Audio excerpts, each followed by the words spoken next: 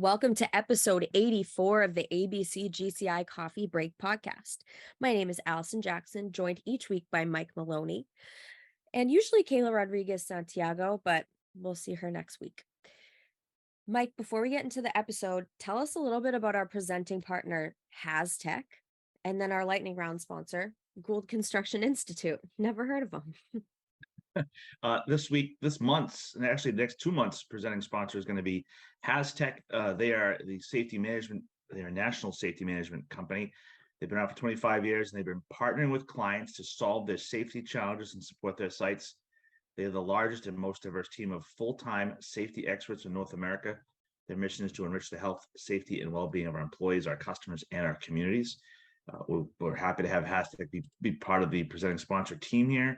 And then this month, the lightning round sponsored by the Gould Construction Institute. They're the education and training affiliate of ABC Massachusetts, and they can handle all of your training and education needs, whether you're an ABC member or not. So we're glad to have Gould on board with us. They're getting ready. All of us here in the office are busy working to get ready for the school year. We're less than 30 days away, I guess, from the start of school. Registrations have been coming in fast and furious. If you're waiting to register for class, do not wait. Classes are filling up fast. Do not wait. We are taking classes actively off of the website, which even sooner than last year. We only have so many classes that we can offer. And if you need to get into a class this year, sign up today. Today is the day. And we're lucky to have Allison back. Allison, welcome back from your vacation. I did the best I could to fill in for you. I'm glad I can hand the baton back to you and you could take it away.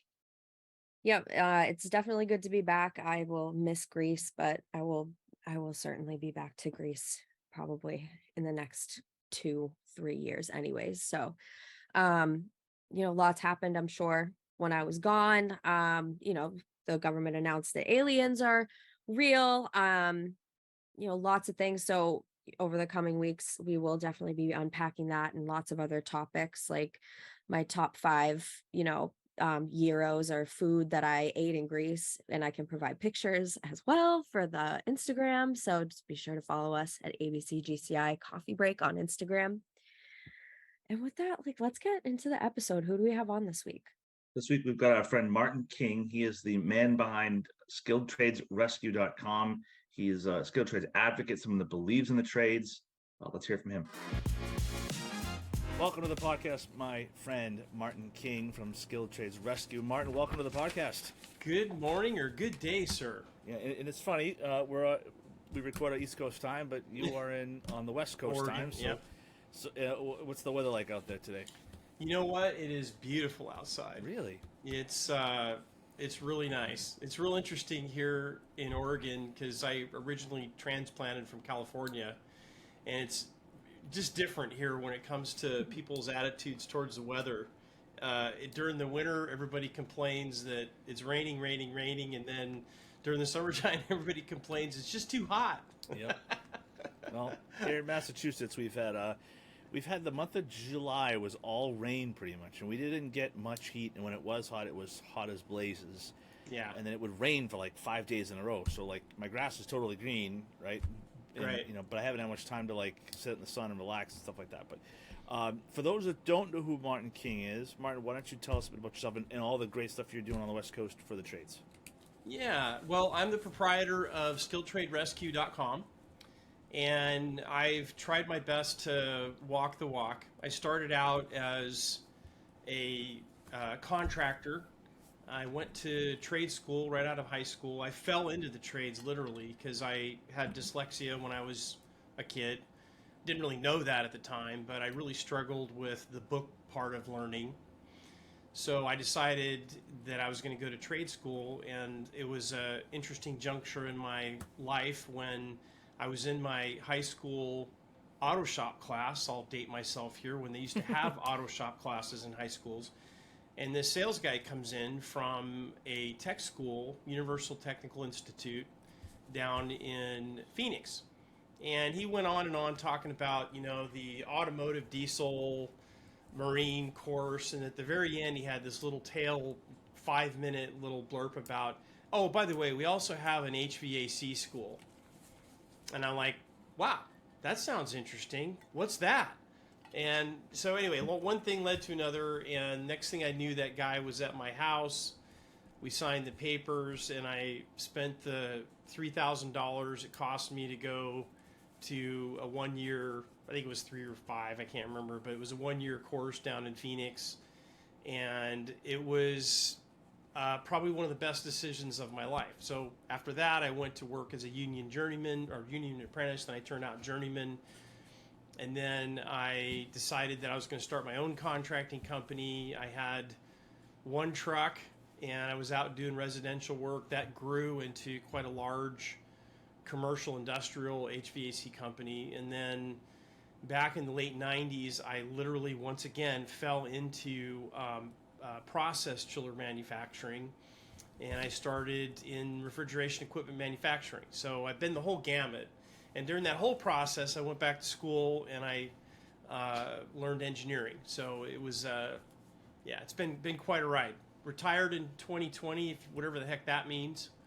And I started podcasting actually back in 2014, and it's really kind of kicked into high gear. So that's I'm very passionate about skilled trades because we have a big problem, as you know, getting bodies, getting people interested in trades versus college and all the debt that goes along with it. So It's funny that and we get this a lot too here at the school, is that a lot of people get into the trades because they don't like school, but then they realize that they've got to go to school to be in the trades. And like you say, Right. I wasn't much of a book guy, but then they get to the school and they're like, well, you got to do math. And students go, wait a minute, I don't want to do math. I'm in the trades. It's like, well, wait a minute. A lot of electricity is math. A lot of carpentry is reading a tape measure and adding fractions, or same with sheet metal, or same with a lot of trades. There is a ton of math. As far as the trades go, what age do you think we should be telling students about the trades? as young as possible.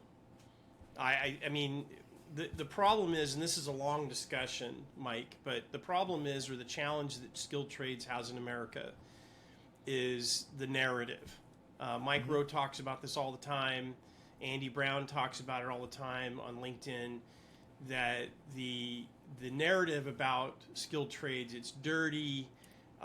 You can't make enough money to make a living. It's just out there. Well, the reality of it is, if there's a few realities. One is the grammar school, the junior high school, the high school experience is not what it used to be, and definitely the college experience is not what it used to be. And that's one of the things that Skilled Trade Rescue, what we're trying to do is get the word out and say, yeah, just like you said, yes, you do need to go back to school to learn a trade, and you do have to learn how to read and write on a technical level and all that good Right. stuff. Here's the trick. The difference is that there's such a demand for skilled trade folks that you can actually learn all those things. A lot of times somebody else pays for it, your employer Yeah. typically, and you're getting paid while you're working. That doesn't happen in college. If you get out of college with a 4-year degree with $30, $40, $50,000 in debt, that college does not guarantee you that you're going to get a job. And a lot of students, around 40%, after they get their degree, they end up going to work in the workforce and in doing jobs that have absolutely nothing to do with what they learned in college. 40%. That's a crazy high number. I think that's Big a crazy number. high number. Yep. So do you think it's a grammar school, right? So you're going back to like 5th, 6th grade, like a middle. That's like 7, 8. That's junior high maybe. So, what do you think we could be doing at the grammar school level? What would you be doing? Well, big picture, pull the aperture out a little bit and look at big picture. The challenge that we have is that we're competing with the college industry, which has an annual revenue of over $600 billion, right? And the challenge is that the college industry, the college complex, is very well organized. So they're talking to these young folks in grammar school that it's just a foregone conclusion. When you get through this whole this educational process, you are going to college. That's the mindset. That's how it is. So to answer your question, what I would like to see, and this is actually starting to happen, there's a lot of really savvy people out there putting out children's books that talk about skilled trades. So that's the first thing, is getting the word out in a creative, loving way that points out to that sets the seeds that you don't have to go to college. Now, if you want to be a doctor, lawyer, engineer, you have to go to college for that. There's no way around that. But most parents and most kids know by a fairly young age if their kids are college material.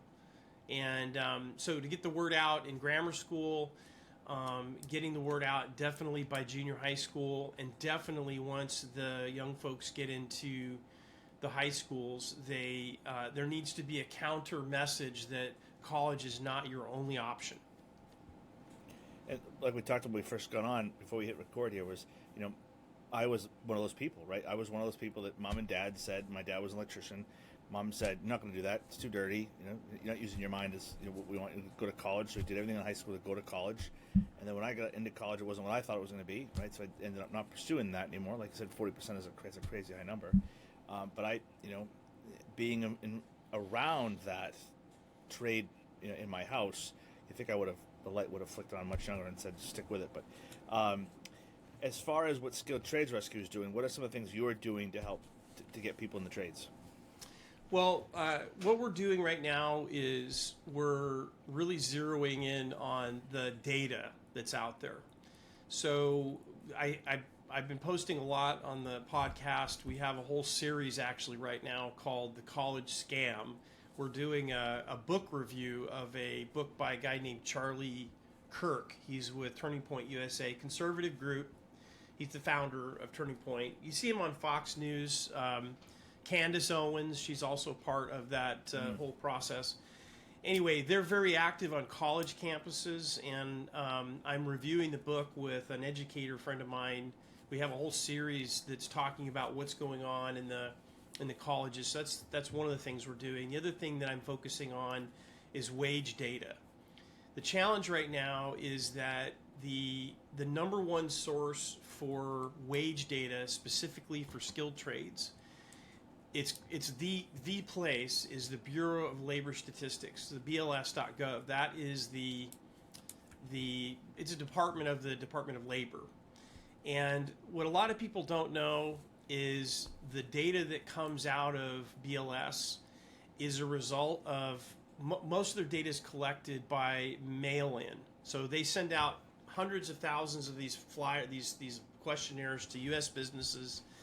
And I argue that that's what we call junk mail, and nobody really looks at it. And the few people that do respond, it's a very misrepresentation of what people are actually being paid. That's some of the questions that these questionnaires ask.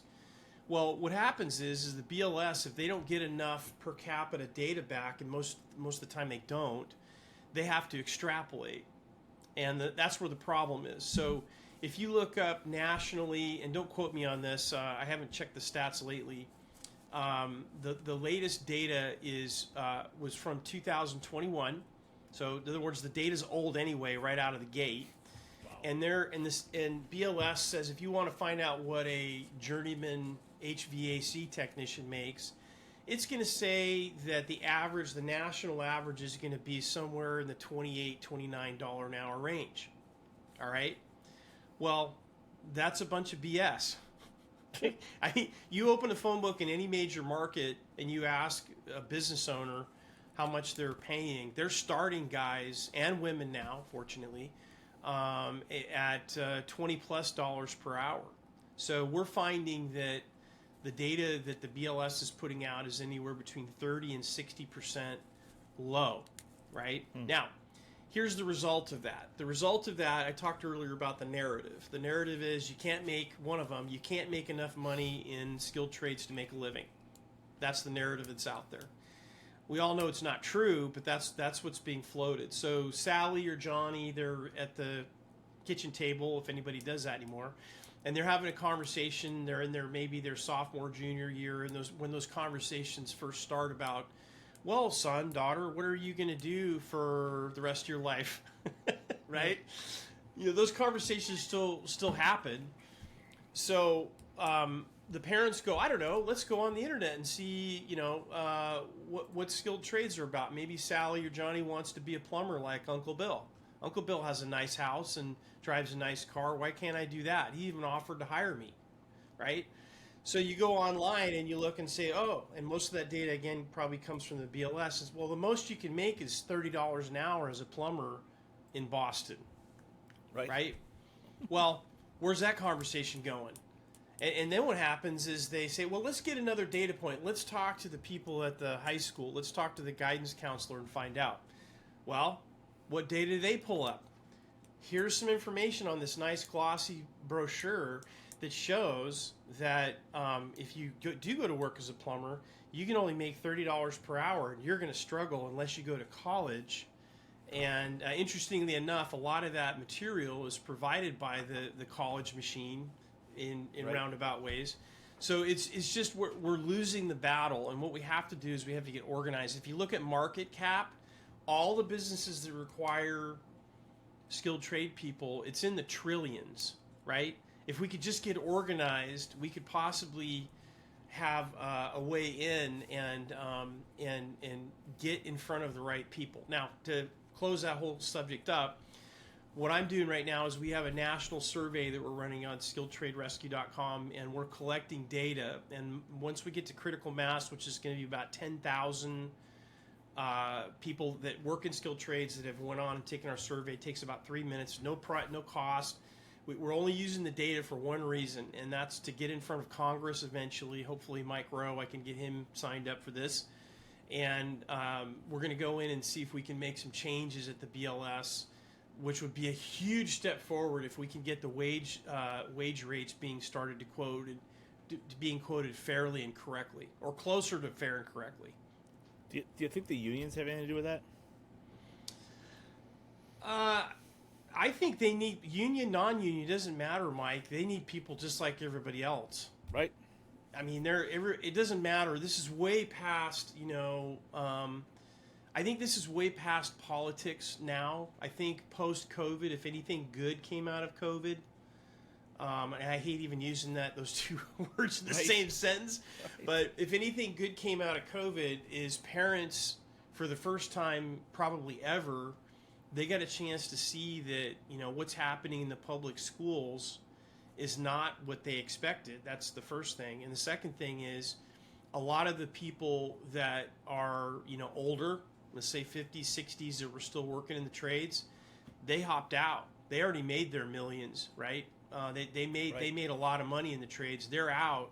So there's this the acceleration of the labor shortages has gotten worse. I mean, try to get an electrician to put in an electrical service for your hot tub now in your market. Not as easy as it used to be. And it's expensive, because I just did at my house, and I was absolutely floored when that quote came across. And I told my wife, "You are out of your mind, crazy." And she was like, "Doesn't matter, we're getting a hot tub." And I said, "Yeah." What? And then I work with electricians here, and they were like, "Yeah, that's about the right price to ask." I said, "I'm in the wrong line of work." Because those guys, the electrician that did the job did a nice job. I'm not going to take that away from him, but it was a lot of money for what I paid for it. And you talked a little bit about, we've had some children's book authors on the podcast past couple of months here, and one of them said, when the author here, she was young, she said when she was a little kid, they had Bob the Builder, they had Handy Manny. Those shows aren't on anymore, so kids don't, some of those the little kids don't know anything about construction or tools, or like you said, they're not exposed to it, so they don't know much about it. And like the narrative says, go to school, go to college. I've got a junior in high school and a junior in college, so same thing. They go to college. He thinks he's gonna come out and make $200,000 a year and have no college debt. And I said, no, you're gonna be paying your college debt for a long time. And college debt is not bankruptable. You cannot bankrupt college debt. That's just how it is. And here this one gets a lot of people's attention. When I go in and talk to high schools every once in a while, or I'll talk to unions, and whenever I get a chance to get in front of young folks, I do that. So you grab your smartphone, Okay, you grab your little smartphone here and you do a Google search, or you go on TikTok, or you go on YouTube.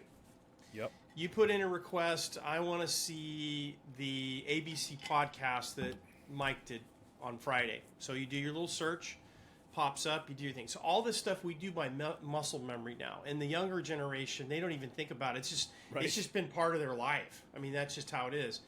Well, what they really don't understand is that when you put in that, you type something in and you say go, or you type a text message and you say send, or an email, whatever that is, that information's going through the cables and wires and all the, however it gets there. It goes somewhere to a data center, which is anywhere on the planet. And it goes through a machine that's called a server somewhere. Right. And those servers are kept in a building. Now, the good thing about these servers, they don't take time off. They don't have vacation pay. Right. You don't have workers' comp. You don't have all that stuff. That's a great thing. The problem with that is that if that server is not kept at the right temperature, the right humidity, the power's constant, and there's no glitches in power, all that stuff, all the things that machine needs, if it doesn't get it, Google's gone, YouTube's gone. Good point. It's all gone. It doesn't work. Now, who do you find to fix that stuff? Well, you can find a college graduate, but typically no college teaches that. Colleges don't teach how to fix an HVAC system. They don't teach how to fix a main circuit to a data center that is overheating. They don't teach any of that stuff. And if we don't have that, we're screwed. So this is way past Republican, Democrat, conservative, liberal, union, non-union. We got a big problem on our hands if we can't find these people to fix this stuff. And that leads the next question is, what's the breaking point, right? Taylor's old as time.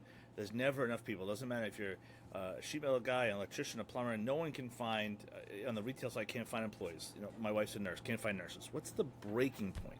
When is people going to wake up, and when is people going to realize that, oh my God, I just tried to order something off of Amazon, the server's down. What do I do? You know, what is someone going to wake up and fix this?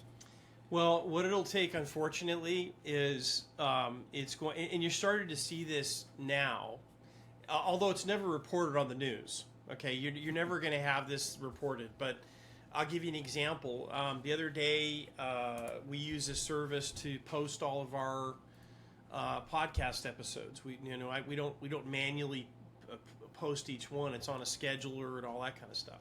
Well, they had a major outage about a month ago, meaning that all my posts stopped going out. Well, after I peeled away the layers, I found out that the company that we're paying the subscription to that does this service for us is the server space they're renting is from AWS Services. And what AWS stands for is Amazon Web Services. Now, you look on the website and you see, there's hints to it, but it had to do with a power problem. And it not only impacted, one little vendor. The AWS is huge. Right. LinkedIn or a lot of these big companies that we rely on, banks. I don't know if banks use them, but what'll happen, to answer your question, is the downtimes will get longer. Power outages, statistically they're getting longer. In other words, instead of a power outage only lasting a few hours, it may be a day or two.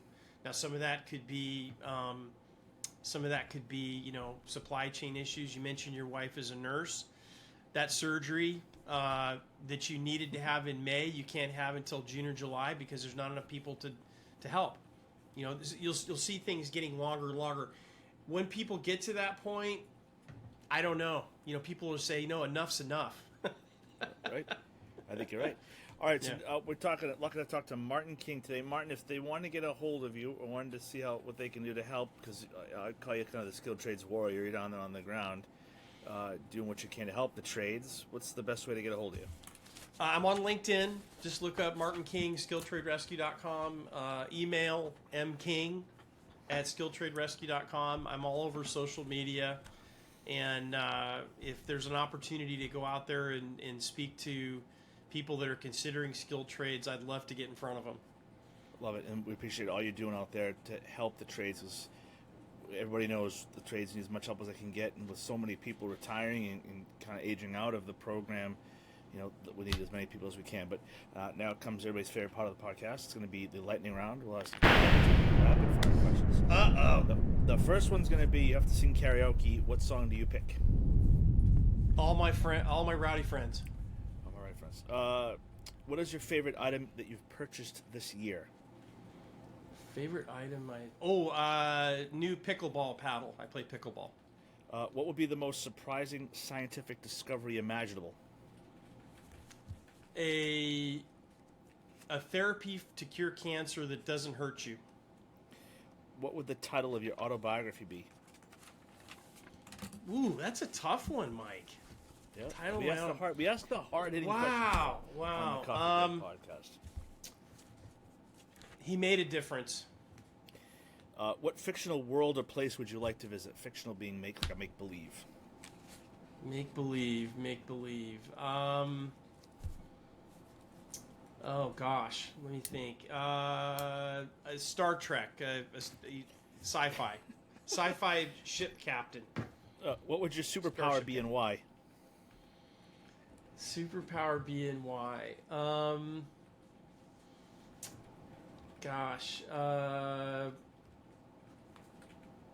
How to get people to realize their value. That's a great one. No one's ever said that. Usually someone says fly or run really fast. Which band or artist, dead or alive, would play at your funeral? Train. If you could live anywhere in the world for a year, where would it be? Scotland. If you could commit any crime and get away with it, what would you choose and why? Jeez, dude. See? Wow. Community crime, and why? That's always a good one. Gosh darn, I don't know. That's so good. See, you'd be thinking about this for a while. Yeah, hard hitting. This is hard hitting. Yeah, hard hitting. I don't know. I honestly, I'm stumped on that one. I don't know. You can have an unlimited supply of one thing for the rest of your life. What would it be?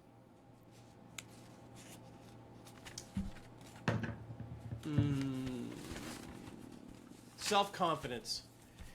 If aliens came to Earth and wanted to take you back to Mars, would you go? No. And then this is gonna be a tough one because you're in Oregon now. How do you like your coffee? This is the Coffee Break podcast. So we know how you like your coffee. Oh, I'm a drip man, and my favorite's Pete's Coffee, but it's too expensive now. So Pete's Coffee. Not a Starbucks guy. That's a West Coast. No, Oregon, Seattle, Oregon. they overcook their beans. I'm not a big Starbucks fan, but I'm a Pete's Coffee fan. Used to be a customer of mine. So all right. So that's our friend Martin King coming from the West Coast. He is the. Thanks to Martin King for coming on the podcast. He's a very busy man, and I appreciate him taking the time out to talk with us. It just goes to show, he's the West Coast guy. We're on the East Coast. We had some great conversations, and look forward to talking to him again. Allison, what do we have for upcoming training? Let's see. August is a busy month, and so is September. August 17th, we have the continuing education for plumbers and gas fitters. That's session 15. That's going to be from 3 p.m. to 9 p.m. in the GCI Woburn office.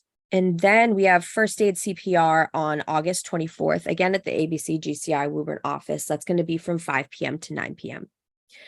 Then for construction supervisor license holders, we are going for your license. We have the prep for exam for the CSL license. It's going to be held on September 5th, 12th, 19th, and 26th from 5:30 to 8:30 p.m. at the ABC GCI Woburn office. You can check out all of these event trainings and what else we have going on through December 2023 at gwgci.org/events.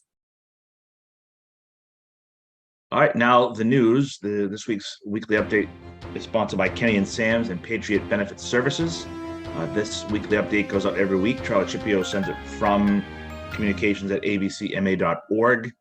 We'll start by just again saying that the former ABC Massachusetts Director of Programs, Events, and Marketing, Dan Guerin, has passed away at the age of 32 years old. All of us at ABC Massachusetts are devastated to announce the death of former Director of Programs, Events, and Marketing, Dan Guerin. Extra's 32 years old. He left the chapter last September after 6 years to take a position somewhere else. We'll remember Dan fondly and extend our deepest sympathies to his family and friends. This podcast would not be here without Dan Guerin. A quick events update: the last blast of summer and associate supplier members marketplace networking event taking place August 31st from 4 to 7 down at the Cove in Fall River. If you would like to RSVP or reserve your space, you can reach out to Carol at abcma.org. Don't forget about the Building Your Foundation Contractor Fundamental Seminar Series. Picks back up September 27th. Runs for a couple of hours every week, every Wednesday. Last Wednesday of the month. Again, reach out to Carol at abcma.org. Save the date, lunch and learn, new members and associate members and suppliers, Friday, September 29th from 12 to 2 at the office in Woburn. And don't forget to save the date. Excellence in Construction Awards night will be Thursday, November 2nd at the 4 Points Sheraton in Norwood, Mass. Couple of member updates. We've got 29 years of ABC Massachusetts in Ducks Inc. of Hingham is the longest standing among a list of members making milestone membership anniversaries in August. Hanlon Sheet Metal of North Billerica, Nashville, New Hampshire Stanley Elevator Company, and Adams Plumbing of Adams are making 15 years of chapter membership. Congratulations to them. And we've got 5 companies celebrating 10 years with the chapter. They include Armon & Associates, T. Dupre Company, LLP, Frank's Heating Service, Davids & Cohen PC, and North and South Construction Services, again, all celebrating 10 years. And we've got to congratulate Process Cooling of Leominster, marks 5 years of membership. Congratulations. We'd also like to give a shout out to the Bald Hill Builders. They announced work on daily table locations. They've recently completed several projects for the daily table in Mattapan, Cambridge, and Roxbury. It's actively working on its latest location in Salem, Massachusetts. Good news, Metro Walls raises over $39,000 for the American Heart Association. Congratulations to all the folks up at Metro Walls. And Erlin promotes 2 people to project manager. They include Matt Pugh and Jacob Byrne. Congratulations to them. And if you want to be on the podcast, reach out to me, Mike at gwgci.org, or anybody on the team here. And if you want to put something in the newsletter, you can reach out to Charlie at communications@abcma.org. And that's the news.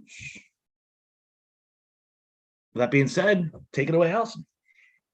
With that, be sure to follow us on Instagram at ABCGCI Coffee Break. And be sure to like, follow, rate, subscribe on all the places that you listen to podcasts: Spotify, Apple Music, Amazon Music, you name it, we're on it. We will catch you all next week.